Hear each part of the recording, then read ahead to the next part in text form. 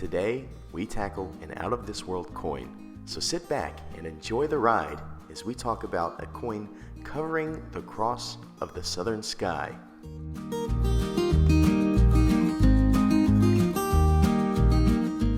Welcome back to the Culture of Currency, the channel dedicated to showing you the stories and benefits of collecting silver coins from around the world. Today we have a treat in rating the Australian Beneath the Southern Sky coin. Before we talk about this coin in particular, we need to contextualize our imagery and its importance to Australia, the country in which this coin hails from. When it comes to astronomy, which is the study of stars and other extraterrestrial matter, we have to understand that the first people in any land to do so are the natives, who often studied the stars and had vast ideas of how they related to their culture. This is why we often have zodiac-related associations with constellations. The Greek and Roman influence in the Western world has led to the naming of many of these constellations that we still use today. In Australian history, we go back to the Aboriginals, and in more particularity, the Burong people, who, in befriending William Standridge, an Englishman, captured some of the native essence around the lore of stars. Examples would be what we Westerners call the constellation of Orion. The native people called it Julpen, which they believed to be a canoe. There's an interesting story behind that, but that's for another video. The Pleiades constellation to Aboriginals would have been a representation of the dreaming or songlines, which is foundational in the creation story of many Aboriginal people. This story talks about a male chasing 7 sisters across Australia from east to west, each sister eventually turning into stars. They even have a constellation about the emu. This would be next to Scorpio, and the Southern Cross as you see here. Some of these constellation imagery varied by region, but the emu seems to be one that was carried across Australia. Right next to the head, we have the Southern Cross, which is where we need to focus now, and it is the focus of this coin. The Southern Cross is considered to be the smallest of the 88 recognized constellations, yet it is one of the most recognizable due to how bright these stars shine. Which brings me to a random idea that I want you to comment about below. It takes roughly 8 minutes for light to reach the Earth from the Sun.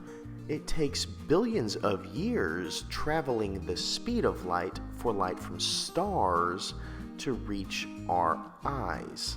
This means when we are looking at the sky at night, we are in fact looking back in time billions of years, and most probably the light that we are seeing is older than the planet we stand on.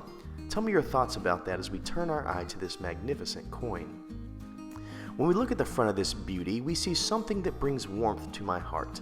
This is what a well-done coin looks like if you have to work around Queen Elizabeth being represented. What we have here is a direct correlation of theme that transitions from the front to the back. In the foreground, we have Her Majesty in seasoned depiction with a very fitting font that is large enough not to be lost in the busyness of the background. I think this is due to the slight margins around each letter that separate it from this amazing background. The background has an awesome cartographic structure to it.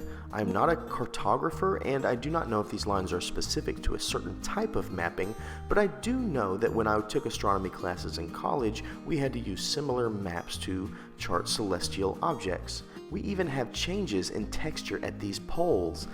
This is exactly what I hope every queen-centered side of a coin should have, some type of delineation from just the queen. So I score that a 9 out of 10. Now for the back. As stated before, we carry the background to both sides of the coin, which is an excellent touch in this case. We have the notation of 4 nines instead of what many coins have in 3. I'm not sure how much difference that actually makes, but I guess it's a bragging right. We also have a great selection of font that carries over the nation of Australia. It is a beautiful representation. My coin is from the second year this coin was put out, and thanks to Matt from Bullion Now, I realized that there's a privy mark on this coin. When we look close at the nation of Australia, we see a platypus. The 2020 coin would show a kangaroo. We also have the real subject matter of this coin depicted in stunning fashion in the Southern Cross. This coin is named under the southern sky, so this is most fitting. There is really nothing I don't like about this coin, and I think in rare fashion it scores a 10. Mintage is our next area, and I'm sad to tell you that I cannot give you a firm mintage amount on this coin, which relegates me to score it a neutral 5. This is customary until we get an exact mintage. Now we talk cultural significance. This is what the first part of this video was about. I wanted to bring you into the importance of astrology and astronomy to the native peoples of Australia. We have learned together that the stars in all walks of this earth were often revered way before the science reflected the majesties of the beyond. This idea is something that you could not touch, and it was able to move you internally. That was a sacred notion for many people in many lands. There cannot be a higher score to offer than a 10, or else it would deserve it, so it does score a 10. Collectability is now where we must talk. Here we have a coin that is in a series in its infancy. This is the second year, and yet the Royal Mint was smart enough to alter the privy so that it could be collected year after year. It is a bold coin that is very interesting, and I think it holds a fairly strong presence in the marketplace, though it does not have the clout of, let's say, a Lunar Series or Kookaburra, so it scores a solid 7. Uniqueness is our last stop on this journey. There have been very small runs of coins in the past with southern sky themes, but I must say that this coin seems to be very unique. I cannot begin to compare it with anything I've seen because there's a strong sense of national pride for Australia when holding this coin. I've never seen this constellation being in my particular placement in the US, but I feel pulled to this coin, for I've often gazed at the stars and wondered how many others in the moment are looking at the exact same point as I. This is the second coin of a series with the subtle change of a privy and year, but I still find it unique enough to score a 7. This brings our total score to a 48. This is a very high score and touches the infamous elite coin status.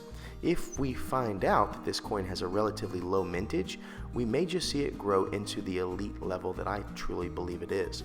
In conclusion, this is absolutely worth every bit of any collection. It is in consideration of a foundational coin of my growing collection. Please like and subscribe, and remember to always stay classy and current with the culture of currency, as together we grow to phase 2 of this channel. Thank you.